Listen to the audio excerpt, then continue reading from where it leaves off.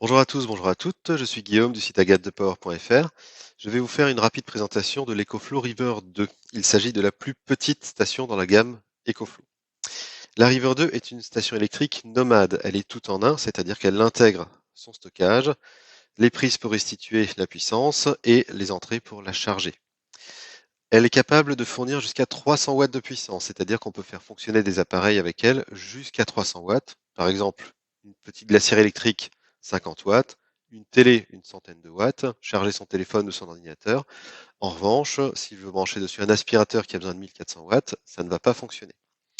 La capacité de la batterie est de 256 Wh. Ça veut dire que dans l'exemple de ma glacière électrique à 50 watts, je vais pouvoir l'alimenter pendant environ 5 heures.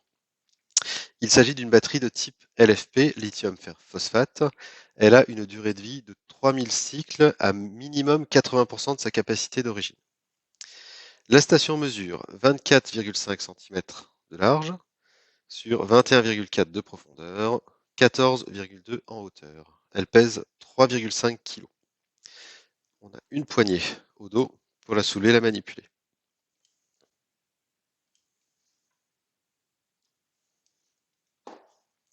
Sur la station, on va trouver le bouton d'allumage, à l'écran le niveau de batterie en pourcent, l'autonomie restante lorsque quelque chose est branché dessus, deux lignes ici, input, output, qu'est-ce qui rentre dans la station quand elle charge, qu'est-ce qui en sort quand des objets sont branchés dessus.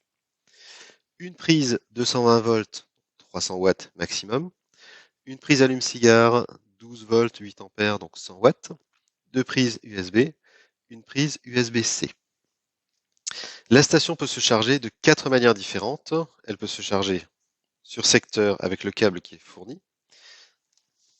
On aura simplement à la brancher ici. La vitesse de charge secteur est réglable via l'application.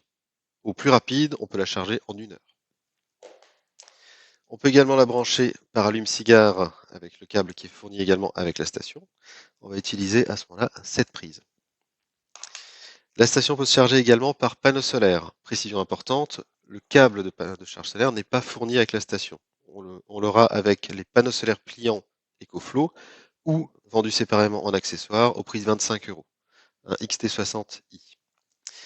La station peut se charger en solaire avec jusqu'à 110 watts de panneaux solaires. On va à ce moment-là simplement brancher la prise à la station et utiliser le câble avec un fil rouge, un fil noir, mâle-femelle, en MC4, c'est du standard. On n'est pas obligé d'utiliser des panneaux solaires EcoFlow. Elle fonctionne avec tout type de panneaux solaires, simplement de respecter ce maximum de 110 watts de puissance. Enfin, on peut la charger par USB-C en utilisant la prise en façade. La River 2 a une fonction UPS, donc alimentation d'urgence, c'est-à-dire que je peux par exemple la relier à une prise secteur et brancher ma glacière dessus. Tant qu'elle est reliée au secteur, elle va alimenter la glacière.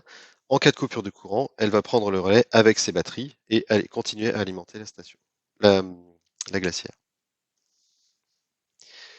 Je vous remercie pour votre attention. J'espère que cette vidéo vous aura été utile. Si vous avez des questions, n'hésitez pas, vous pouvez les mettre soit en commentaire, soit via le formulaire de contact que vous trouverez sur notre site. Je mettrai les liens vers les fiches produits détaillées des différents éléments dont j'ai parlé, station, le câble, panneau solaire 110 watts.